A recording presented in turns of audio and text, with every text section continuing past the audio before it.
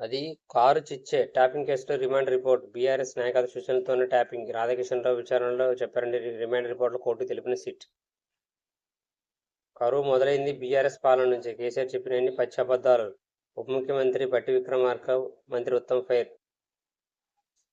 రాష్ట్రంలో ఎదుర్కొంటున్న సవాళ్ళన్నింటి కేసీఆర్ కారణం 3 నెలల బీఆర్ఎస్ కుప్పకూలింది భయంతో ఇష్టం వచ్చినట్లు విమర్శలు 10 ఏళ్లుగా సీఎం చేసిన వ్యక్తి ఇంత దిగజారాల రైతు ఎజెండాతో జనాల్లోకి రైతు సమస్యలే ప్రధాన అస్త్రం రైతు సంక్షేమం లక్ష్యంగా బీఆర్ఎస్ అమలు చేసిన పథకాల ప్రస్తావన పంట పొలాల సందర్శనకు ఇప్పటికే ప్రజల్లో కేసీఆర్ ఈసారి ఆ తప్పులు చేయొద్దు అసెంబ్లీ ఎన్నికలు వేరే జరిగిన పొరపాటు పునరావృతం కాకూడదు అప్పట్లో మొక్కుబడిగా పోలింగ్ బూత్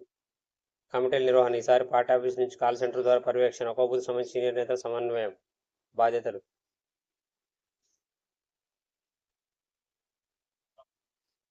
వేధింపుల సంస్థల ఈడీ దర్యాప్తులో నిష్పక్షపాతం లేదని ఎమ్మెల్సీ కవిత ఆరోపణ